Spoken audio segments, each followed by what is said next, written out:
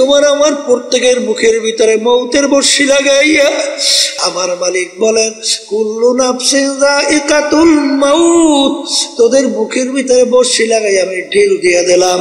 যেদিন হায়াতের বেড়া পার করবি আমার আজরাইল যখন তোর বাড়ির দরজায় সিটি বাজাইয়া বলবে,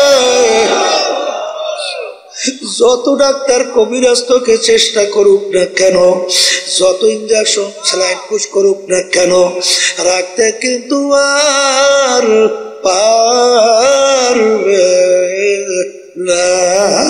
এ নাফরমান এখন দুনিয়ার দিকে তাকাইয়া দেখ, এখন তোর অবস্থান কি? সাদা 3টা কাপড় দিয়ে তোকে প্যাঁচ দিবে, মাথার ভিতরে মাজার ভিতরে পায়ের ভিতরে বাঁধিবে। এখন কোথায় তোমার পীরগিরি, কোথায় তোমার মেম্বার চেয়ারম্যানগিরি, কোথায় তোমার এমপিগিরি, কোথায় তোমার মুফতিগিরি, কোথায় তোমার মুহাদ্দিসগিরি, কোথায় তোমার টাকার গরম, কোথায় তোমার ক্ষমতার গরম, কোথায় তোমার শিক্ষার গরম, কোথায় তোমার অট্টালিকার বাহাদুরি, কোথায় তোমার কি? এখন তাকাইয়া দেখো মাথার বান্দা, বুঝা গেল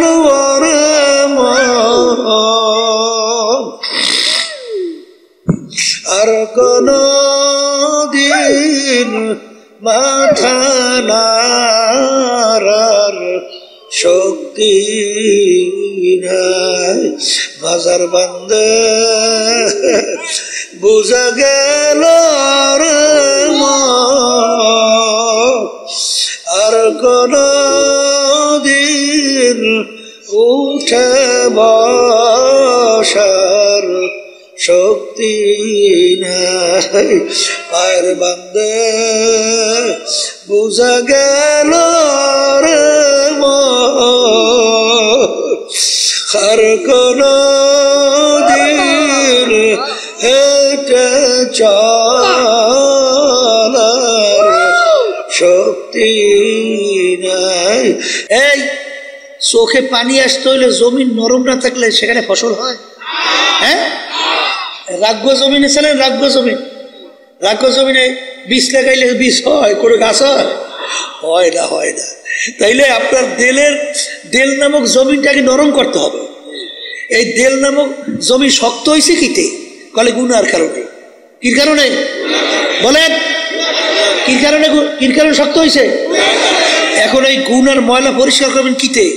আল্লাহ রসুল সাল্লাল্লাহু আলাইহি ওয়াসাল্লাম লিকুল্লি শাইইন সাকালা ওয়া সাকালাতুল কুলুবি বিল্লাহ, আল্লাহর জিকিরের মাধ্যমে এই কলবের যে জং কালো দাগ পড়ছে, ময়লা হয়েছে, অপরিষ্কার হয়েছে, শক্ত হয়েছে, এইটা নরম করার জন্য, পরিষ্কার করার জন্য হাতিয়ার যন্ত্র হইল আল্লাহর জিকির।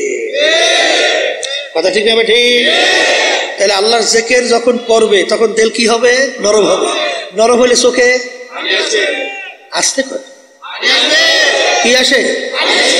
তখন চোখে পানি লাগবে না? যখন লাগবে তাইলে বোঝা গেল আল্লাহর জিকিরের মাধ্যমে দিল নরম হয়, চোখেও পানি আসে। ঠিক কিনা? এরপরে শোনে, আল্লাহর জিকির যখন বান্দাবান্দি করে তখন তার কাছে ওই আয়াতে স্মরণ আসে, আল্লাহ রাব্বুল আলামিন যে কিয়ামতের ময়দানে ঘোষণা করবেন, লিমানিল মুলকুল ইয়াউম লিল্লাহিল ওয়াহিদিল কাহ্হার। হে ফিরআউনের দলেরা, হে নমরুদের দলেরা, হে সাদ্দাদের দলেরা, হে নাফরমানের দলেরা, আজকে এই দিনের বাদশা আমি আল্লাহ। আজকে পারলে আমার রাজত্বর ভিতর থেকে তোরা পারলে ভাই গাজা। কথা ঠিক আছে? হারিয়া সেফাত, কোন সেফাত? হারিয়া সেফাত দিয়ে যখন ডাক দেবেন তখন নবীরা পর্যন্ত ভয়তে উম্মতের কথা ভুলে যাবে। ওয়ায়াকুলু ইব্রাহিম খলিলুল্লাহি নাফসি, ঈসা রূহুল্লাহি নাফসি, মূসা কালিমুল্লাহি নাফসি। এমন ভয়াবহ অবস্থা হবে, গর্ভবতী মায়েরা পর্যন্ত সন্তান খালাস হয়ে যায় ভয়তে। কথা বুঝেন কিছু? ওই কঠিন মুহূর্তে যখন নাকি ওই বান্দাবান্দি আল্লাহর জিকির করে তখন আল্লাহ স্মরণ আসে, তখন আমার কি উপায় হবে? আসলে আপনার আমার চিন্তা তো নাই, চেষ্টাও নাই, চোখেও পানি নেই। দেখেন আল্লাহ ইতিহাস পড়েন, ইমামুল আজম আবু হানিফা রাহমাতুল্লাহি আলাইহি যখন তাহাজ্জুদে নামাজ পড়তেছেন, হঠাৎ আয়াত শরীফ তেলাওয়াত করতে করতে তার সামনে আয়াত শরীফ আসলো। এই কি? আল্লাহু আকবার। ওয়ামতাজুল ইয়াউমা আইয়ুহাল মুজরিমুন, কিয়ামতের ময়দান আমার মালিক যখন ঘোষণা করবে, হে নাফরমানের দলেরা, হে কাফেরের দলেরা, হে নাস্তিকের দলেরা, হে ফিরাউনের দলেরা, হে সাদ্দাদের দলেরা, নমরুদের দলেরা, আজকে তোরা আমার বান্দা বান্দীদের থেকে পৃথক হইয়া যা। আল্লাহ রাব্বুল আলামিনের দুইটা সিফাত আমরা বলি না, আর রহমান আর রহিম, কথা কয় না? রহমান রহিম বলি না, অর্থ তো বলি সবই দয়ালু। অর্থ কি করি? দয়ালু বলি না। দুইটা দয়ালু আনলেন কেন? রহমান রহিম, যিনি রহমান তিনি রহিম, কথা ঠিক না ঠিক? আনলেন কেন? আল্লাহ রাব্বুল আলামিন রহমান আম শব্দ, অর্থাৎ দুনিয়ার ব্যাপারে আল্লাহ রাব্বুল আলামিন কাফেরদের ব্যাপারেও রহমান, নাস্তিকদের ব্যাপারেও রহমান, জালেমদের ব্যাপারেও রহমান, খুনিদের ব্যাপারেও রহমান। কারণ আল্লাহ রাসূল সাল্লাল্লাহু আলাইহি ওয়াসাল্লামের উপরে যখন কাফের আঘাত করছে, আল্লাহ সহ্য করতে পারে? আসতে কয় পারে? তারপর আল্লাহ কিছু বলছে? কিছু? এই যখন বৃষ্টি পড়ে, কাফের বাড়ির দরজায় বৃষ্টির যে পানির স্বাদ আর মোমেনের বাড়ির দরজার পানির স্বাদ ভিন্ন না? হ্যাঁ, ডিপ টিউবওয়েল বাসায় কাফের বাড়ির দরজায় ডিপ টিউবওয়েলের পানি আর মোমেনের বাড়ির দরজার ডিপ টিউবওয়েলের পানি একটা ভিন্ন? সবার জন্য কি রহমান? সবার জন্য কি? কিয়ামতের ময়দান আমার মালিক বলবেন, হে নাফরমানের দলেরা, আজকে আমার বান্দা বান্দীদের সঙ্গে একত্রে আর থাকতে পারবি না, আজকে তোরা পৃথক হইয়া যা, আজকে পৃথক হইয়া যা। এই আয়াত যখন আসলেন, ইমামুল আজম আবু হানিফা রাহমাতুল্লাহ আলাইহি তার ভিতরে এমন ভয় এসে গেল, হে আমার দয়ার মালিক, তুমি যেদিন ঘোষণা করবা নাফরমানের দলেরা আমার বান্দা বান্দি থেকে তোরা পৃথক হ, তার ভিতরে এমন ভয় এসে গেল, সেদিন ঘোষণায় যদি আমি আবু হানিফা যদি নাফরমানের কাতারে পইরা যাই, তখন আমার কি উপায় হবে? এমন দুই চোখ দিয়ে বাইয়া বাইয়া পানি পড়ে, শরীর থর থর করিয়া কম্পন শুরু হয়ে গেল, বারবার ঘুরাইয়া ঘুরাইয়া শরীফ তেলাওয়াত করে, রুকু সিজদা করার খেয়াল নাই। এই ইমামুল আজম আবু হানিফা রাহমাতুল্লাহ আলাইহি, যার ইতিহাস পড়লে দেখবেন 40 বছর পর্যন্ত এশার ওযু দিয়া ফজরের নামাজ আদায় করছে। আল্লাহু আকবার। এই দুনিয়া থাকা অবস্থায় আল্লাহর সঙ্গে 99 বারের মতো স্বপ্ন যোগে সাক্ষাৎ হয়েছে। কি বলছে? যার উপাধি ছিল জমানার আবু হানিফা, জমানার আবু হানিফা যার উপাধি ছিল, সেও ভয়তে কান্দে আর বলে, মালিক আমি যদি নাফরমানে কাতারে পড়ি আমার কি অবস্থা? কি বুঝলে? তাহলে এই স্মরণ আসতে হইলে, এই অনুভূতি আসতে হইলে আল্লাহর জিকির বেশি করা লাগে না? আসতে কয়, জোরে বলে লাগবে কি লাগবে না? এই যে আমার বাজানদেরকে বলবো, এই যে শোনেন তরিকা, পীর মুরিদি, এই যে চরমনাই তরিকার নাম কি? চিশতিয়া সাবিরিয়া তরিকা। এই তরিকার কাজটা কি? এই তরিকার 5টা ঔষধ তরিকার পুরুষদের জন্য আল্লাহর কুতুবেরা দিয়ে দেখছে না? কথা কয় না? আর মহিলাদের জন্য 2 ঔষধ দিয়েছে না? কেন দিয়েছে? নেকের পাল্লা ভারী করার জন্য। আসতে কয়, কির পাল্লা ভারী আর গুনার পাল্লা হালকা করার জন্য। একটু পরীক্ষা করে দেখেন, যারা আল্লাহর কুতুবদের এই পরামর্শ মানছে, দিনের দিন তাদের নেকের পাল্লা বাড়াবার চিন্তা তাদের ভিতরে আসে। কি কথা কথা আমি ভুল বলছি? আর দেখবেন যারা নাকি সহি তরিকার সঙ্গে জড়াইয়া থাকে না, এই আল্লাহর ওলিদের মুরব্বীদের কথা শোনে না, দেখবেন গুনার থেকে ফেরতেও কি পারে, চোখেও পানি দেখা যায় না, চোখেও পানি দেখা যায় না। গুনার থেকে ফিরিয়া নেক কাজ বাড়াবার প্রক্রিয়া আগ্রহ দেখা যায় না। এই জন্য আমার ভাইদেরকে বলবো, নেকের পাল্লা কি করা লাগবে বলেন? ভারী করা লাগবে। কি করা লাগবে? গুনার পাল্লা হালকা হওয়া লাগবে। কথা ঠিক না ঠিক? এখন নেকের পাল্লা ভারী করতে হইলে এই কি কি কাজ করা লাগবে? বলে আল্লাহর হুকুম নবীর তরিকা অনুযায়ী চলা লাগবে। আস্তে কর। আল্লাহর হুকুম ফরজ, মানা লাগবে। আল্লাহর হুকুম ওয়াজিব, কি করা লাগবে? মানা লাগবে। সুন্নাতে মুআক্কাদা কি করা লাগবে? মানা লাগবে। এই হারাম থেকে বাঁচা লাগবে। বলেন, হারাম থেকে বাঁচা লাগবে, মাকরু তাহরিমা থেকে বাঁচা লাগবে। এমনকি আল্লাহর ওলিরা মাকরু তানজির থেকেও বাঁচে থাকবে। কথা ঠিক কিনা? এখন আপনি নেকের কাজ বাড়াইবেন, ফরজ ওয়াজিব সুন্নাত আমল করবেন, এই হারাম তারপর কি মাকরু তাহরিমা এর থেকে আপনি বাঁচবেন। এই বাঁচতে হইলেই এই নফস এবং শয়তানকে আগে দমন করতে হবে। কথা হয় না? কারা দমন করা লাগবে? নফস শয়তান, মানুষ শয়তান থেকে বাঁচা লাগবে। এই মানুষ শয়তান কারা? বলে আপনার স্ত্রী হইতে পারে, বলেন, আবার স্ত্রীদের স্বামীরা হইতে পারে, আবার আপনার সন্তানরাও হতে পারে, আপনার দল আপনার দলের নেতা নেত্রীও হতে পারে, আপনার বন্ধু বান্ধব হইতে পারে। বলে হুজুর কেমনে? এক কথায় বুঝবেন, যে আপনাকে গুনার ব্যাপারে উদ্বুদ্ধ করে, সে যে হোক, সে হলো মানুষ শয়তান। আবার বলে, সে যে হোক, এক পদের স্ত্রীরা ঘরে আসে না, টেলিভিশন ঘরে না আনলে তোমার ঘরে থাকবই না, এইটা যদিও স্ত্রীরা মানুষ শয়তান।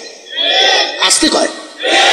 আবার এক শ্রেণী বেটা মেয়ে রয়েছে, স্ত্রী বলে কিসের নামাজ পড়ো, কিসের পর্দা পর্দা, হ্যাঁ বাদ দেখুন এ লাগে না, বুঝবেন ওরা স্বামী হলো ওরা মানুষ শয়তান। কথা ঠিক? এই দলের নেতা নেত্রী দেখবেন মানব রচিত কুফুরি তন্ত্রমন্ত্র বাংলাদেশ চলে না? এই যে প্রচলিত গণতন্ত্র, এর প্রবক্তাকে আমেরিকার প্রাক্তন প্রেসিডেন্ট আব্রাহাম লিঙ্কন কি বলছিল? Government of the people, by the people, for the people. এক কথায় বুঝাতে চায় সমস্ত ক্ষমতার মালিক জনগণ। এই কথা কেউ যাই না শুই না যদি বিশ্বাস করে, বলেন তো ঈমান থাকবে? হ্যাঁ, আমরা কি বলছি? বাইদা আল্লাহ, ফরদা আল্লাহ, অবদা আল্লাহ, সমস্ত ক্ষমতার মালিক একমাত্র আমার আল্লাহ। কি কথা বলে না? এখন দেখবেন দলের নেতা নেত্রী, এই যেই দল অনেকে আমার বাজানরা পর্দালে মা বোনরা এই জড়াইয়া রইছে, তারা তো বলে এই প্রচলিত সমস্ত ক্ষমতার মালিক জনগণ, এইটা বাস্তবায়নের জন্য চেষ্টা করি, এইটা তুমি সহযোগিতা করো। তখন বুঝবেন তোমাকে যদি এই হুকুম করে, ও যে হোক ও মানুষ শয়তান। কথা কয় না? ও কি শয়তান? হ্যাঁ, ও মানুষ শয়তান। এক কথায় যে গুনার ব্যাপারে কি করে? উদ্বুদ্ধ করে। কি করে?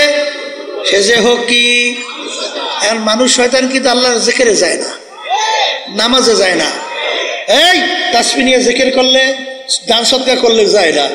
মানুষ শয়তান থেকে বাঁচার জন্যে সবচেয়ে বড় উপায় হলো সাদিকিন বান্দাদের সঙ্গে হইয়া যাওয়া লাগবে।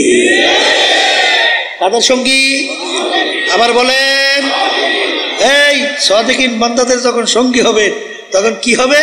সোহবতে সালেহ তোরা সালেহ কুনাদ, সোহবতে তালেহ তোরা তালেহ কুনাদ, সোহবতে তালেহ তোরা তালেহ কুনাদ, সোহবতে সালেহ তোরা সালেহ কুনাদ, সোহবতে তালেহ তোরা তালেহ কুনাদ।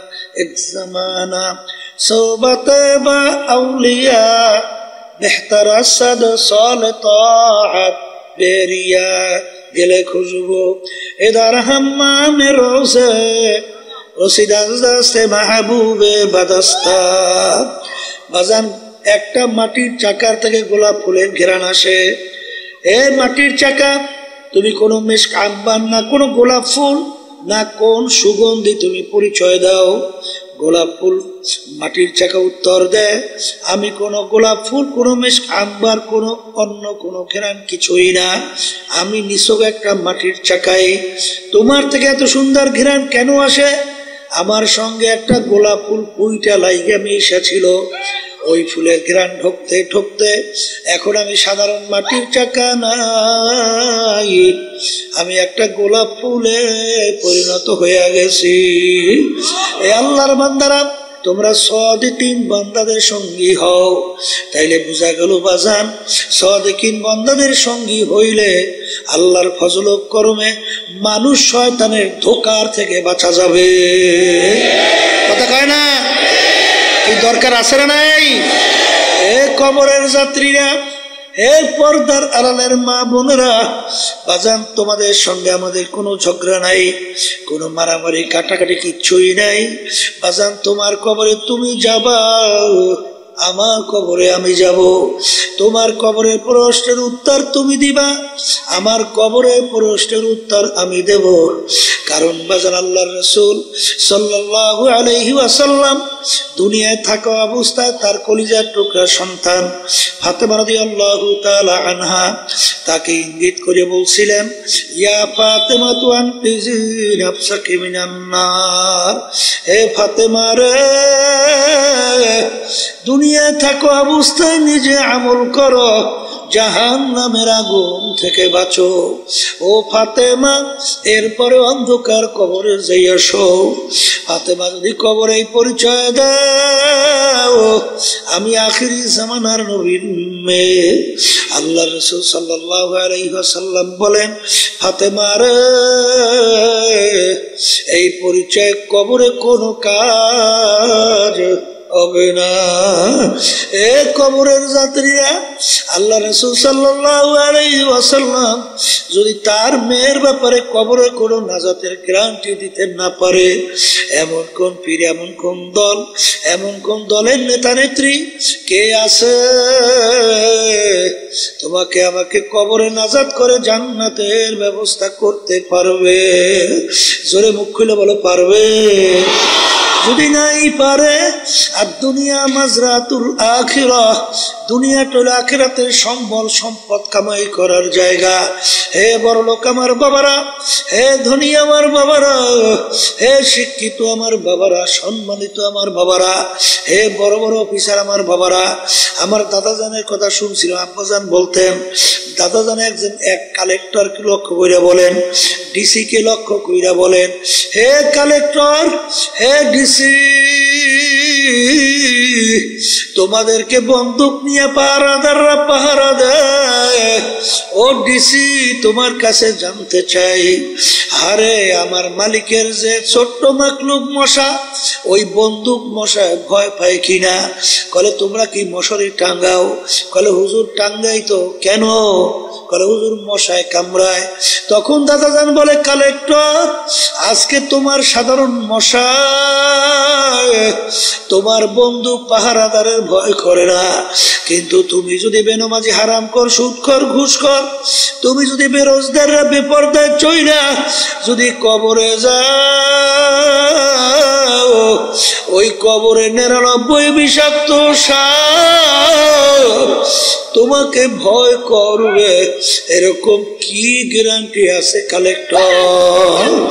এই জন্য আমার বাজানদেরকে বলবো, পর্দারে মা বোনদেরকে বলবো, এ আল্লাহর বান্দারা, পর্দার আড়ালের মা বোনেরা, দুনিয়ার যে কোনো কাজের মধ্যে একবার নয়, যদি কেউ 5 বার উঠে যাও, আবার ওই কাজের ভিতরে চেষ্টা করলে জিতবার আশা করা যায়। কিন্তু কবরের যাত্রীরা, কেউ যদি দুনিয়া থেকে বিদায় নিয়ে কবরে যাও, বাজান আর কেউ দুনিয়ার ভিতরে আইসা জিতবার কিন্তু আর আশা নাই। তাকশাইরু মিনহু জুলুদুল্লাযীনা ইয়াখশাউনা রাব্বাহুম সুম্মা তালিনু জুলুদুহুম ওয়া কুলুবুহুম ইলা যিকরিল্লাহ। আমার মালিক বলে, দুনিয়ার ভিতরে এমন কিছু আমার বান্দা বান্দিরা আছে, যখন তাদের সামনে আমার জাহান্নামের আলোচনা করা হয়, যখন তাদের সামনে আমার আযাব ও গজবের আলোচনা করা হয়, তখন তার শরীরের চামড়া থরথর করে কাঁপে ওঠে, তাদের কলবটা থরথর করে কাঁপে ওঠে। আল্লাহ, তখন তাদের গুনার কথা মনে পড়ে যায়। মালিক, তুমি যদি এই গুনাহ আমার মাফ না করো, আরে আমার মালিক, আরে বাজান, এক ওয়াক্ত নামাজ পড়বে বলতে বলতে যখন অন্য ওয়াক্ত আইসা যায়, কেউ যদি ইচ্ছা কইরা এক ওয়াক্তের নামাজ অন্য ওয়াক্তে নিয়ে কাজা কইরা পড়ে, এরকম কেউ যদি কাজটা ইচ্ছা কইরা করে, কোরআন এবং হাদিস অনুযায়ী দুনিয়া এবং আখিরাতের সময় হিসাব করার পরে দেখা গেল 2,88,00,000 বছর জাহান্নামের আগুনে জ্বলা লাগবে। আল্লাহ, আপনি আমাকে আমাদের সবাইকে মাফ করে দিয়ে। মাঝে যারা ঈমান আনছে, যারা আল্লাহকে বিশ্বাস করে, যারা পরকালকে বিশ্বাস করে, জীবন থাকতে হুঁশ থাকতে এক ওয়াক্ত নামাজ ছাড়তে পারবে? জোরে বলো, পারবে? কিন্তু বাজান, ভালো করে মনকে বুঝাও বাজান, কিছুদিন পরেই রমজান মাসের রোজা আসতে আছে।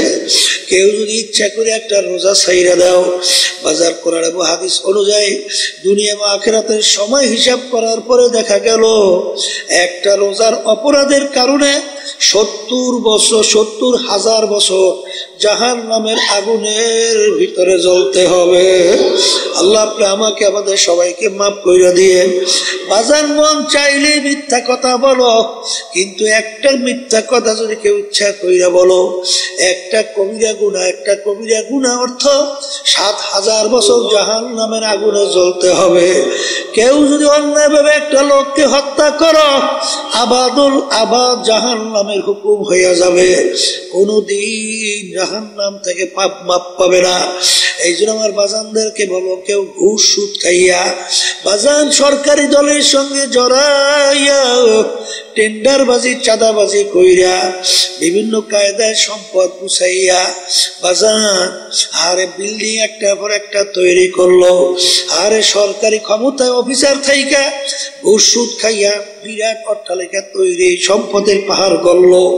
আল্লাহ রাসূল সাল্লাল্লাহু আলাইহি ওয়াসাল্লাম বলেন, যে হারাম মালের দ্বারা রক্ত এবং গোশত তৈরি হবে তার জায়গা জাহান্নাম সারা হবে না।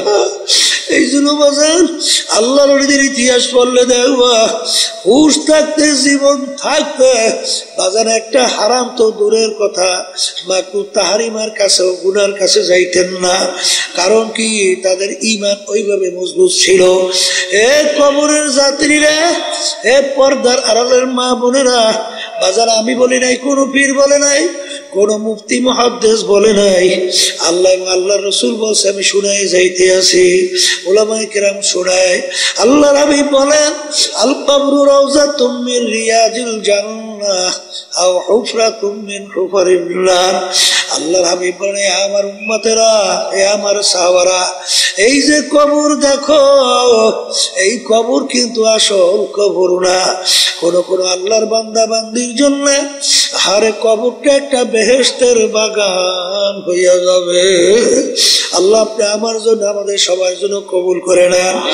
আল্লাহ রাসূল বলেন, ও আমার উম্মতেরা, কোন কোন নাফরমানের কবরের মধ্যে জাহান্নামের আগুন এসে ভইরা যাবে। আল্লাহ আপনি আমাকে আমাদের সবাইকে মাফ কইরা দিয়ে। আল্লাহর হাবিব বলে, ও আমার উম্মতেরা, কোন কোন নাফরমানের কবরের মধ্যে 99 তিননিনা লাউ নুফিকা ফিল আরদি মা আনবাতাত খাদরা। কোন কোন নাফরমানের কবরের মধ্যে একটা না, দুইটা না, 99টা বিষাক্ত সাপ জমা হইয়া যাবে।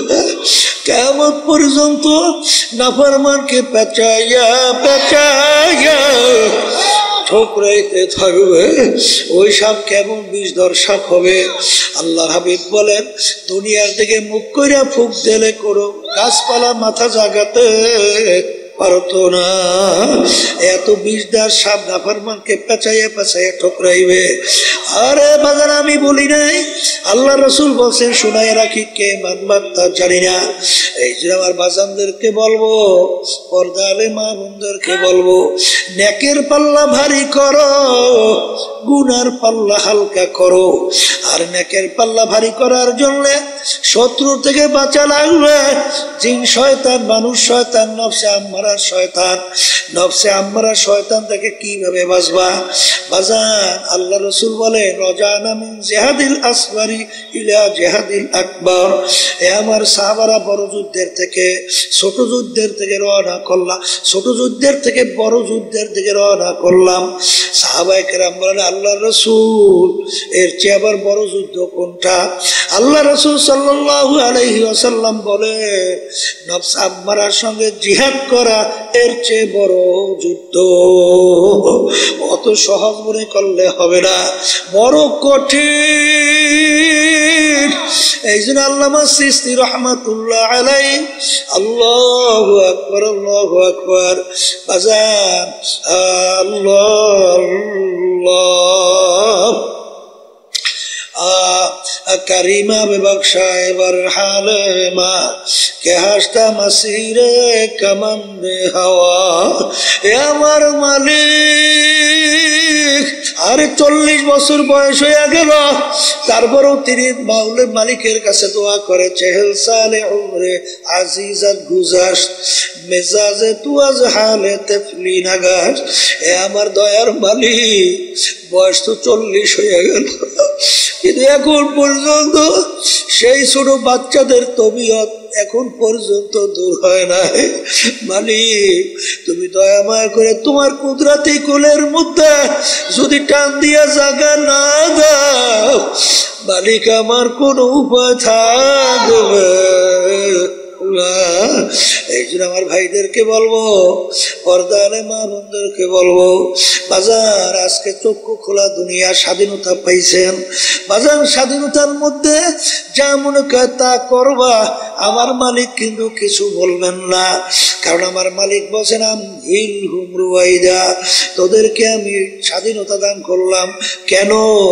লিয়াবলুয়াকুম আইয়ুকুম আহসানু আমালা, পরীক্ষা নেওয়ার জন্য কে আমার হুকুম অনুযায়ী ভালো কাজ করো আর কে আমার হুকুমের বিরুদ্ধাচরণ করো। এই পরীক্ষার জন্য তোদেরকে আমি স্বাধীনতা দান করলাম। এই স্বাধীনতার মধ্যে যে যেরকম ইচ্ছা সেরকম চলবা, আমার মালিক কিন্তু কিছুই বলবেন না। কিন্তু মনে রাখিস কুল্লু নাফসিন যায়িকাতুল মাউত, আমার মালিক তোমার আমার প্রত্যেকের মুখের ভিতরে মৌতের বর্ষি লাগাইয়া আমার মালিক সাইরা দিয়া আমহিল হুম রুয়াইদা ঢিল দেয়। বড় মাছের মুখে যখন বর্ষিওয়ালা বর্ষি লাগায়, মাছ লাগার সঙ্গে সঙ্গে দৌড় দেয়। মুনায়েজের মাছ ডাক দিয়ে বলে, বর্ষিওয়ালা আমি তোমার থেকে সুইটা চলে আসি। আর বর্ষিওয়ালা ডাক দিয়ে বলে, মাছ তুই যত দৌড়াও তোর মুখের ভিতরে আমি বর্ষি লাগাইয়া ছাইরা দিছি। তামাম পুষ্করি পানির ভিতরে ঘুরতে ঘুরতে ঘুরতে ঘুরতে যখন হায়াতের যখন তুই দুর্বল হইয়া যাবি, যখন পানির উপরে পেটটা ভাসাইয়া দিবি, আস্তের উপরে তোকে আমি ধইরা নিয়ে আসবো, আর থাকতে পারবি না। ঠিক বাজার আজকে খোলা দুনিয়ায়, স্বাধীনতার দুনিয়ায়, আজকে টাকার গরমে, ক্ষমতার গরমে, শিক্ষার গরমে, আল্লাহু আকবার সম্মানের গরমে, দলের নেতা নেত্রীর গরমে ধরাকে সরাগে যারা মনে করো না, আমার মালিক বলেন কুল্লু নাফসিন যায়িকাতুল মাউত, তোদের মুখের ভিতরে বর্ষি লাগাই আমি ঢিল দিয়ে দিলাম। যেদিন হায়াতের বেড়া পার করবি, আমার আজরাইল যখন তোর বাড়ির দরজায় সিটি বাজাইয়া বলবে, যত ডাক্তার কবিরাজ তোকে চেষ্টা করুক না কেন, যত ইঞ্জেকশন স্যালাইন পুশ করুক না কেন, রাখতে কিন্তু আর পারবে না। এ নাফরমান এখন দুনিয়ার দিকে তাকাইয়া দেখ, এখন তোর অবস্থান কি? সাদা 3টা কাপড় দিয়া তোকে প্যাঁচ দেবে, মাথার ভিতরে, মাজার ভিতরে, পায়ের ভিতরে বাঁধ দিবে। এখন কোথায় তোমার পীরগিরি? কোথায় তোমার মেম্বার চেয়ারম্যান গিরি? কোথায় তোমার এমপি গিরি? কোথায় তোমার মুফতিগিরি? কোথায় তোমার মুহাদ্দিসগিরি? কোথায় তোমার টাকার গরম? কোথায় তোমার ক্ষমতার গরম? কোথায় তোমার শিক্ষার গরম? কোথায় তোমার অট্টালিকার বাহাদুরি? কোথায় তোমার কি? এখন তাকাইয়া দেখো মাথার বান্দা, বুঝা গেল